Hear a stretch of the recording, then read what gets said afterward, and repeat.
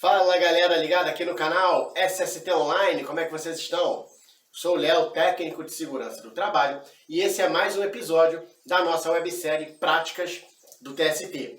E hoje a gente vai fazer uma abordagem geral com relação às novidades da NR5, a portaria 422 em outubro fez algumas alterações na NR5 e a gente vai falar sobre essas alterações, alguns comparativos com a atual NR5 e quais foram as mudanças mais relevantes, beleza? Então, vamos falar sobre a nova NR5. Não sai daí, que eu vou falar sobre isso agora. Se liga!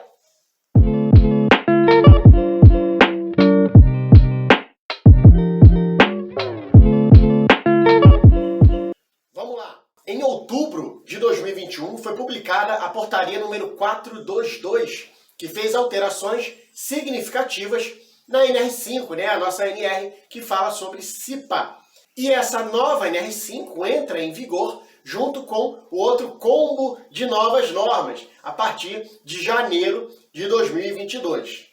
A NR5 passou por algumas mudanças e a gente fez um filtro das principais alterações que a norma recebeu. E a gente vai falar um pouquinho sobre elas aqui agora.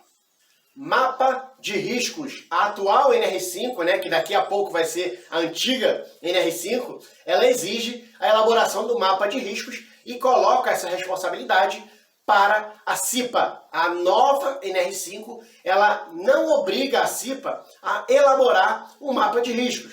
A redação da nova norma, ela traz a obrigatoriedade de uma ferramenta para a percepção dos riscos. Pode ser um mapa de risco?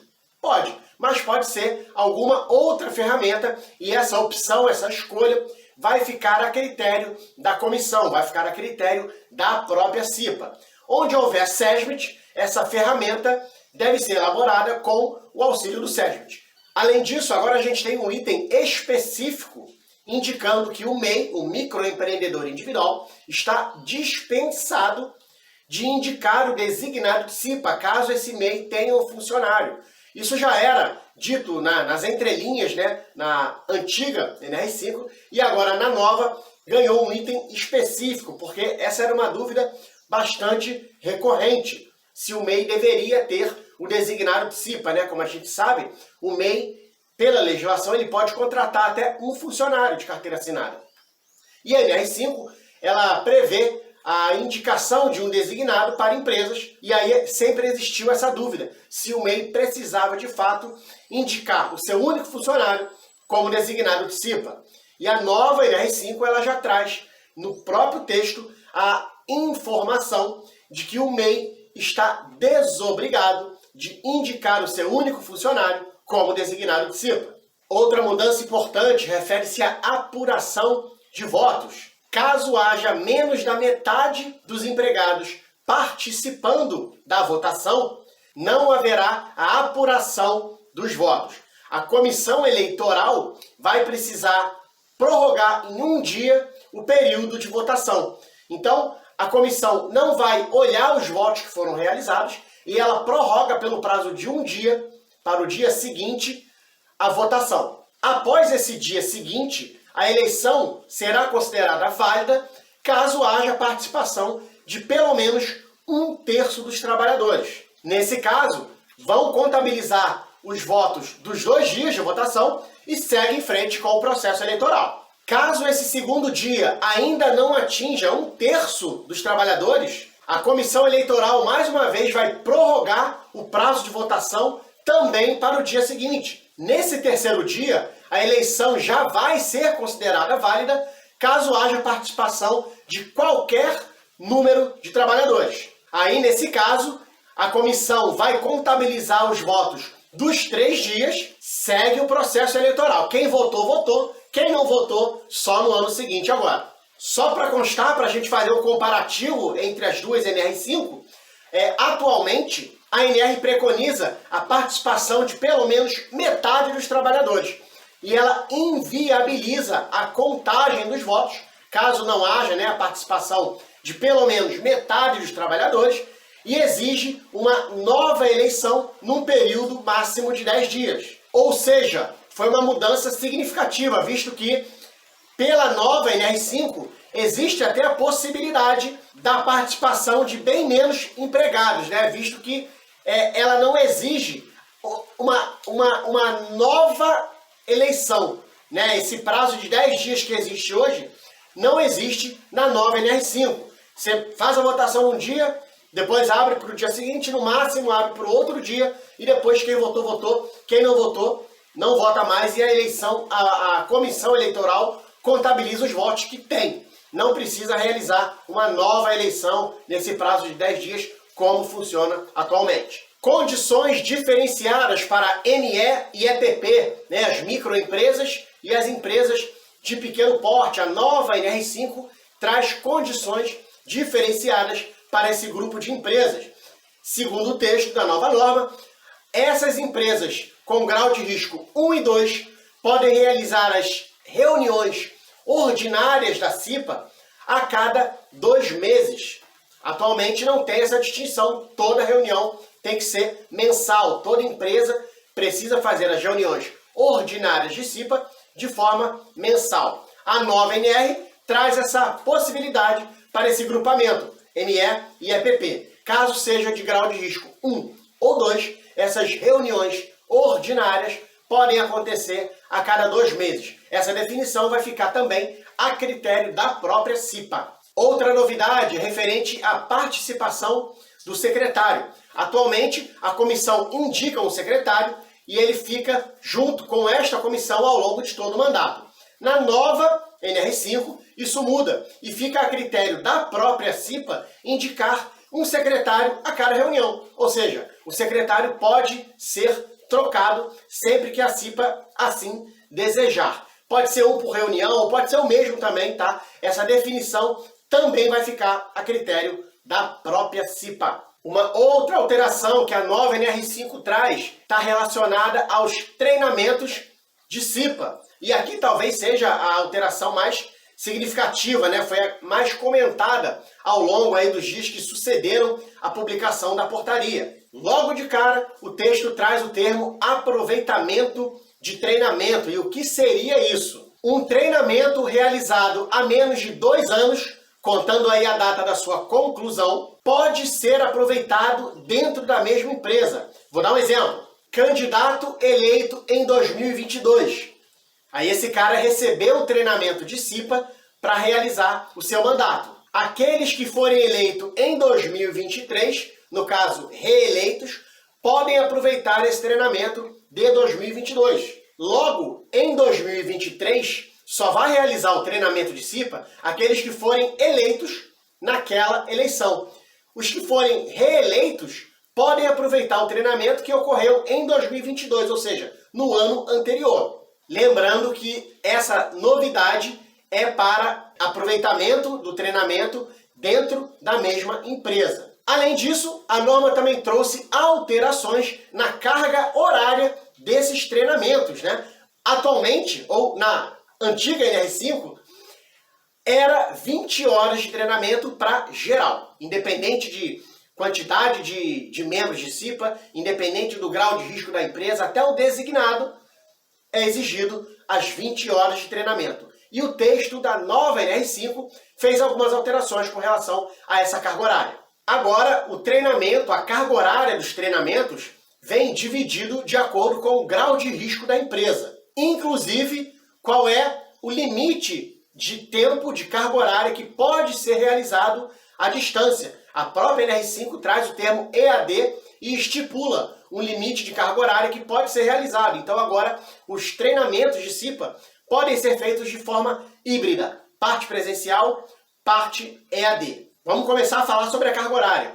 Para as empresas de grau de risco 1, a exigência é de 8 horas de treinamento para os membros da CIPA.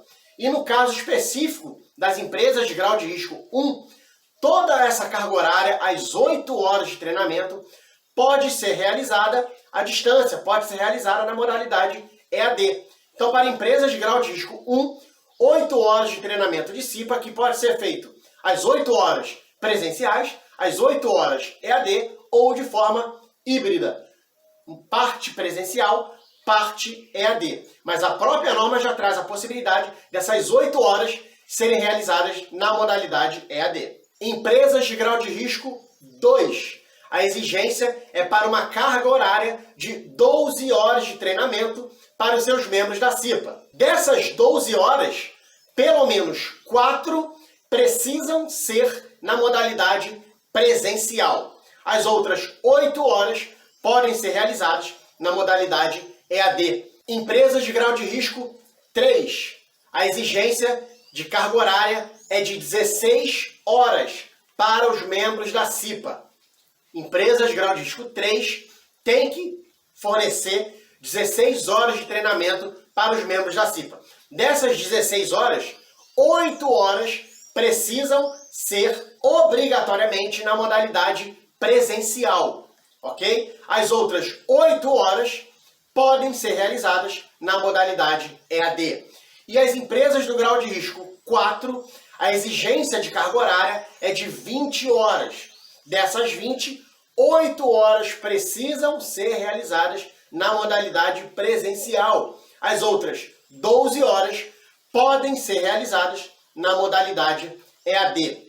Lembrando que a própria norma traz a possibilidade da realização da modalidade EAD, mas ela é uma possibilidade, ok? Ela não é uma exigência. A exigência é com relação à parte presencial. Quando a norma fala que é exigido X horas presencialmente, essa é a exigência. As outras horas que ela permite que seja realizada na modalidade EAD é apenas uma permissão. Caso, vamos pegar aí o exemplo da grau de risco 3, 16 horas, 8 horas presencial. As outras 8, a empresa pode fazer EAD se quiser, mas pode também fazer presencial, beleza? Então essa possibilidade da forma híbrida, ela é realmente uma possibilidade, ela é opcional para a empresa, havendo a exigência pelo presencial. A modalidade EAD, ela é opcional. Pode ser feito EAD, mas também pode ser feito todo o treinamento de forma presencial. Além dessas alterações relacionadas à carga horária, ainda tem mais uma questão que também está relacionada aos treinamentos. Caso haja um membro da CIPA que seja integrante do SESMIT, esse trabalhador vai estar dispensado de realizar o treinamento. É, de certa forma, coerente, né? Afinal de contas, se a CIPA recebe treinamento em segurança do trabalho e o membro da CIPA já é integrante do SESMIT, teoricamente, ele já tem aquele conhecimento e não necessitaria realizar o treinamento de CIPA. Mas, mais uma vez, não é uma proibição o integrante do SESMIT participar do treinamento de CIPA. Ele pode participar. É apenas uma possibilidade que a norma abre e deixa a critério da empresa. Uma outra alteração que veio para simplificar a norma está relacionada ao quadro de dimensionamento. Você lembra como é que faz o dimensionamento de CIPA? Joga o KNAI na NR5, ela vai aparecer um código, CA, C1, C1A, C23, C não sei o que, C não sei o que lá, e aí você vai lá no quadro de dimensionamento com este código, procura ele lá e vai ter o dimensionamento de acordo com a quantidade de trabalhadores, você vai ter lá a indicação da quantidade de membros que aquela CIPA precisa ter. Então, é um caminho relativamente complexo, né? Com a prática, fica simples, mas talvez desnecessário. Joga KNAI, pega código, vai no quadro de dimensionamento, ficou um pouco complicado. Então, a nova NR5, ela desburocratiza o quadro de dimensionamento. Os únicos critérios para o dimensionamento da comissão na nova NR5 são o grau de risco da empresa, trazido pela NR4, e a quantidade de funcionários que ela possui. Então ficou simples. Vai ter o quadro de dimensionamento, grau de risco da NR4, que a gente vai jogar o KNAI lá na NR4, não tem mais código, pega esse grau de risco, vem no quadro de dimensionamento da NR5 e vê a quantidade de trabalhadores que aquela empresa possui, a quantidade de funcionários, e está feito ali o dimensionamento de acordo com a nova NR5.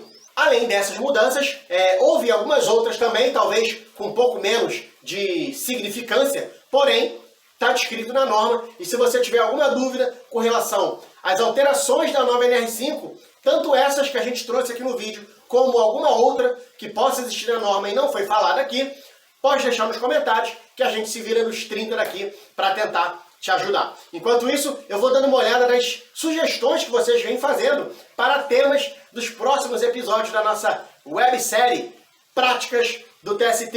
A gente se vê no próximo vídeo. Um grande abraço a todos e falou!